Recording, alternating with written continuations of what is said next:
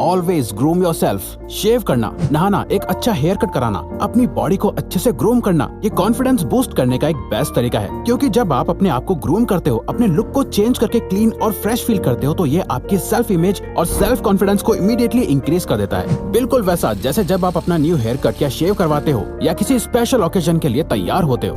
Dress nicely, ये एक बहुत ही सिंपल तरीका है अपने बारे में अच्छा फील करने का। अगर आप अच्छे कपड़े पहनते हैं तो आप ऑटोमेटिकली अच्छा फील करने लगेंगे, because this is psychologically and scientifically proven. अब यहाँ ड्रेसिंग नाइसली से हमारा मतलब ये नहीं है कि आप महंगे महंगे कपड़े खरीद के पहनने लग जाओ, बल्कि आपके पास जो भी कपड़े हैं उनमें से अपनी फेवरेट शर्ट या जीन्स और शूज जो आपको बहुत ज्यादा पसंद हो, उन्हें अच्छे से प्रेस करके साफ करके पहनो, बजाय वही रोज सेम टी शर्ट और पजामे के। आप वो पहने जिसमें आप अच्छे लगते हो। देखना आपका daily self confidence immediately boost हो जाएगा। Create your best self image.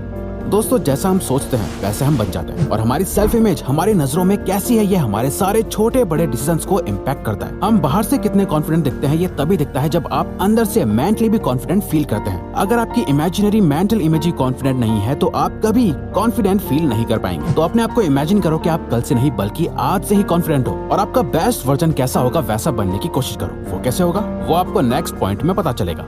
Kill your negative thoughts and think positive. दोस्तों, जैसा आप सोचेंगे वैसा ही आप फील करेंगे। जैसे ही आपके माइंड में कोई पॉजिटिव थॉट आता है तो ऑटोमेटिकली आपको सब कुछ अच्छा लगने लग जाता है। सिर्फ अपने ही बारे में नहीं बल्कि हर एक चीज के बारे में एक ऑप्टिमिस्टिक अप्रोच रखने की कोशिश करो। आपके साथ इतना गलत क्यों हो रहा है, इसमें क्या कमी है, वो खराब क्यों है, इन सबसे अच्छा है कि आप उन चीजों पे फोकस करो जो अच्छा है और आपको एक पॉजिटिव वाइब देता है। सी, कुछ ना कुछ प्रॉब्लम या नेगेटिव तो हमारे साथ होता ही रहेगा हमेशा, बट ऑप्टिमिस्ट वही लोग होते हैं जो बुरी सिचुएशन और नेगेटिविटी को एक्सेप्ट करके अपने माइंड को पॉजिटिव रखें। लर्न टू से no.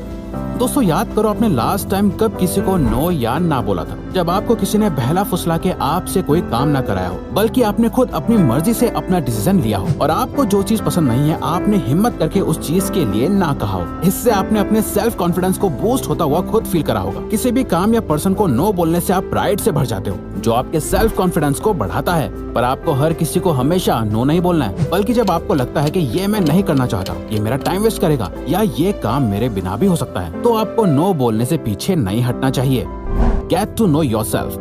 Chinese philosopher Sun Tzu ने कहा था कि know yourself and you will win all battles. यानी जब भी आप किसी लड़ाई में जा रहे होते हो तो अपने दुश्मन को अच्छे से जानना आपके लिए बहुत इंपॉर्टेंट हो जाता है। अगर आपको ये पता ही नहीं होगा कि आपका दुश्मन कौन है, वो कितना पावरफुल है, उसकी क्या कमजोरी है, तब तक आप उसे नहीं हरा सकते। और जब आप अपने नेगेटिव सेल्फ से लड़ रहे होते हैं तो अपने दुश्मन भी आप खुद ही होते हैं। इसीलिए अपने आप से जीतने के लिए आपको अपने आप के बारे में डीपली जानना बहुत ज्यादा जरूरी होता है। Act positive.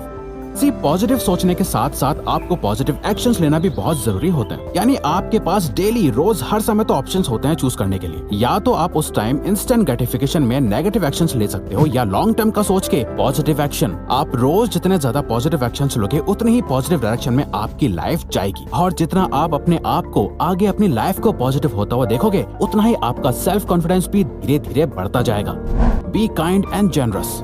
देखो, चाहे कोई भी हो और लाइफ में कुछ भी क्यों ना बन जाए, आपको रतन टाटा जैसे ट्रूली हम्बल लोगों की तरह ही हमेशा काइंड और जेनरस होना चाहिए। यानी अपने आप को, अपने टाइम को और अपने आसपास के सभी लोगों को बहुत काइंडनेस के साथ ट्रीट करना आपकी सेल्फ इमेज को इम्प्रूव करता है। आप अपने माइंड में तो एक अच्छे इंसान है, बट अगर आप लोगों से ही अच्छे से बात नहीं करेंगे तो आप कभी कॉन्फिडेंट फील नहीं कर पाएंगे। अपने बारे में अच्छा फील करने के लिए ऐसा सोचो कि आप अच्छे हो और आप अपना सेल्फ कॉन्फिडेंस बूस्ट कर लोगे।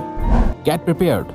One important key to success is self-confidence. A key to self-confidence is preparation. Arthur Ashe। अगर आप पहले से prepared नहीं हो मगर confident हो तो वो असल में एक fake confidence है। Real confidence तब आता है जब आप जो कर रहे होते हो उस पे आपको पूरा यकीन होता है। आप पहले से prepared होते हो, आप जानते हो कि आप क्या कर रहे हो और आप ये मानते हो कि आप उसमें कामयाब हो जाओगे। फॉर एग्जाम्पल, जो स्टूडेंट्स एग्जाम से पहले अच्छे से पढ़ाई करते हैं वो बाकी स्टूडेंट्स के मुकाबले ज्यादा कॉन्फिडेंट फील करते हैं कि वो एग्जाम्स में अच्छा परफॉर्म करेंगे।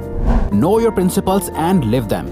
ये पूरा वर्ल्ड कुछ प्रिंसिपल्स पे काम करता है। नेचर के अपने कुछ नियम हैं, हर कंट्री के भी अपने कुछ अलग रूल्स होते हैं, और हर वो इंसान जिसकी लाइफ में कोई प्रिंसिपल्स ही नहीं है, जो बिना अपने किसी रूल या रेगुलेशन के जी रहा है, वो लाइफ में बस भटकता ही रहता है। इसीलिए अपने कुछ प्रिंसिपल्स बनाओ और अपनी लाइफ को एक डायरेक्शन दो जो आपको आगे बढ़ने का सेल्फ कॉन्फिडेंस देगा। Speak slowly.